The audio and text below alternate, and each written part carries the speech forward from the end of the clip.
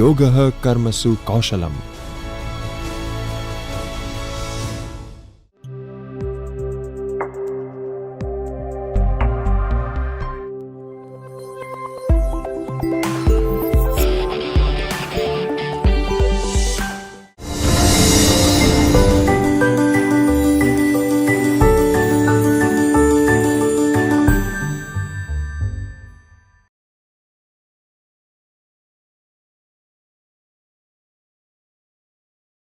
In conclusion, there are a few points that we must deliberate on which are closely tied with materials development.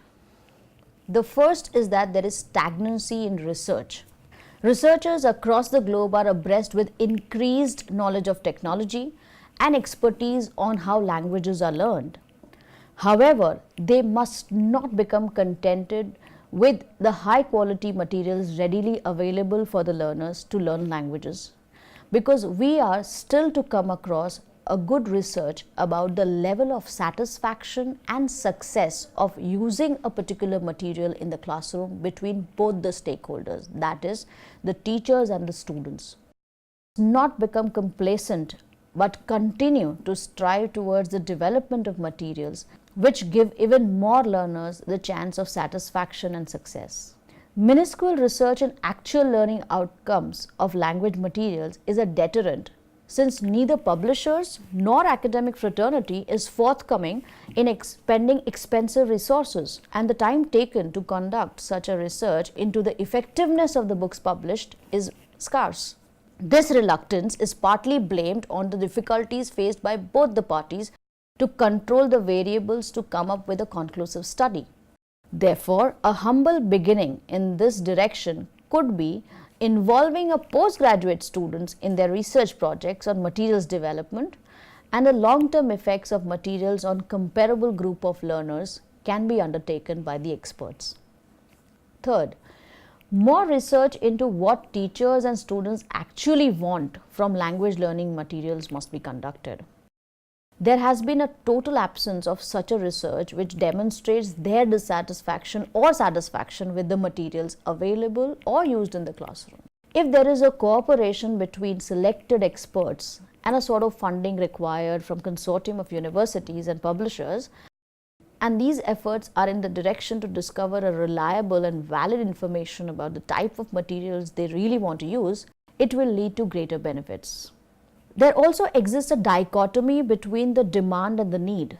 There has been a dichotomy between what exactly the learner requires and what he or she wants in terms of materials in the language classroom. For example, it can be inferred that a group of unmotivated students in a university would reach out for a simplest drill practice or a book of exercises which do not demand their attention or energy. However, what they exactly require is an advanced book with choice, involvement and creativity, which would be more useful to them. Henceforth, researchers need valid and reliable information on what teachers and learners want and what are the learning outcomes of materials in use currently, as well as the effectiveness of the materials achieved by new types of materials. The prerequisite for such a Herculean task is a group of universities in association with a publisher committed to produce trial and experimental material. The next consideration is to incorporate features of language learning in materials development. In order to develop more effective materials, researchers have to know about the features which facilitate language learning. One of the most important features in language learning is the value of permitting a silent period, which we spoke about at the start of our session, learning a new feature of it, and also the value of reserving emotions in the learning process. Through trial and error, more new knowledge about how languages are actually used in specific situations, about how grammar rules are applied to language use in different situations, about the patterns and the norms of interaction between the proficient non-native speakers from varied backgrounds, and about the value of exposure to the reality than exposure to the simplified samples demonstrating model norms, must be added in the existing domain. Flexibility of choice in materials.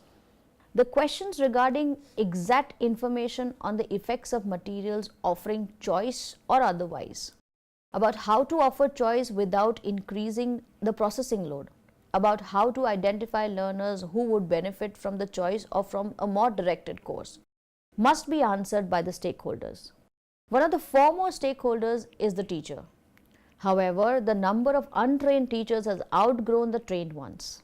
Therefore, the primary step towards answering the aforementioned questions is to train the untrained who are reluctant to experiment with new approaches.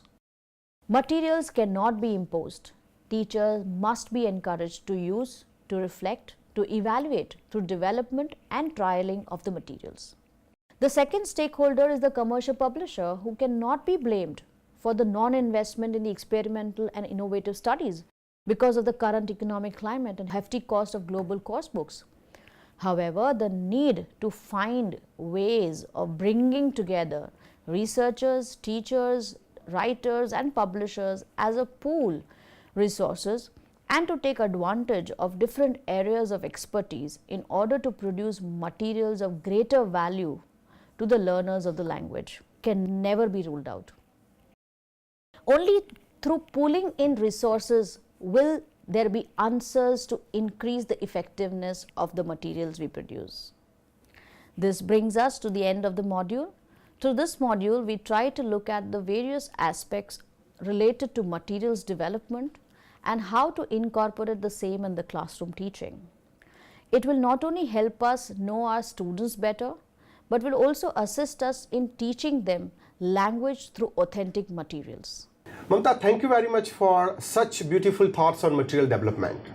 I guess that this is the area which we need to explore, and we have to think very seriously on this area. You have talked on the needs of material development, the ways of material development, and how that is useful to our Indian classrooms. People in countries like India especially need a lot of customized material to improve their skills. So teachers, I guess you get motivated through this. And I guess that all the friends who are taking up this course will think of different kind of material development in future. Now, something which comes to my mind on behalf of our friends, I guess this may be one of the question in your mind, friends.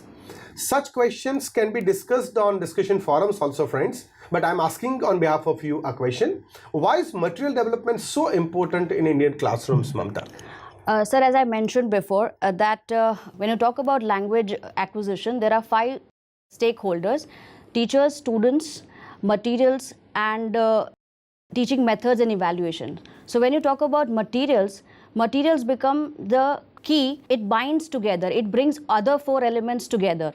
So materials development becomes very important in terms of Indian classroom, and as I said before, that heterogeneity of the Indian classrooms, if we have to match up as language teachers, then we have to cater to the needs of the students. So materials development has to be taken seriously by the teachers of language. True. I guess because as you rightly mentioned that they are heterogeneous, that is one. Heterogeneous in different ways. Geography, religion, ambiances, their background, socio-economic background, and their background of the schools. So there are many hindrances and there are many things which are to be taken care of when you are talking about language teaching to the students in Indian classrooms. So really, I guess this will be very useful to our friends.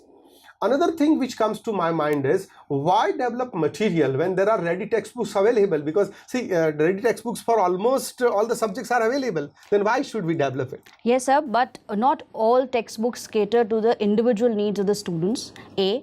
And secondly, most of these textbooks that make their way into our market are imported from the West. So the kind of examples and the kind of anecdotes that are usually written about are mostly alien concepts for our Indian students. So Very in true. order to cater to the needs of the students, we have to adapt the material according to the classroom environment in order to have an effective learning environment for our students. True. So friends, I guess we should take this idea to our classrooms, because friends, then when you are teaching a poem, say for example, and that poem talks about a summer and it describes summer where flowers bloom, then how a student can relate that with Indian atmosphere. It happens many a time. Yes, we facilitate them and we help them to understand the concept, and we take them to that country and environment that in these countries summer is really beautiful and summer are like winter of Indian seasons. But if we can take some examples where unnecessarily they don't have to stress or they don't have to give strain to their minds, like instead of giving examples of the names like James and Julie or many other such foreign names of the villages or country or maybe some people, we can customize them and we can give the names which are very near and dear to them. Maybe we can give examples which are just around them, or maybe, yes, I do not mean to say that when we teach them English we should not give international flavor to it. Yes, we must give international flavor to it, but at the same time we can try to use the material in such a way, or we can try to develop this customized material in such a way that they should feel that it is around them and they can easily pursue, they can easily understand the concept, and they can understand the ideas behind the teaching. So our goal exactly is not always to teach them the culture, but to teach them the language skills. So when we focus on language skills, I guess customized material in different ways. Due to time constraint, I don't think that I'll be able to talk on all the aspects of customized material or importance of customized material. I know that most of the aspects are covered by Mamta in the module, but you know better that, and you know how to customize it and where to customize it, because after all you are the stakeholders. You are going to take this to the classes, and why we do it? We do it for our students. So we can customize it for the better results and effective learning and teaching with the students. I thank you, Mamta, for your really scholarly and interesting deliberations. Thank you very much. Thank you very much, sir. Thank you. Thank you.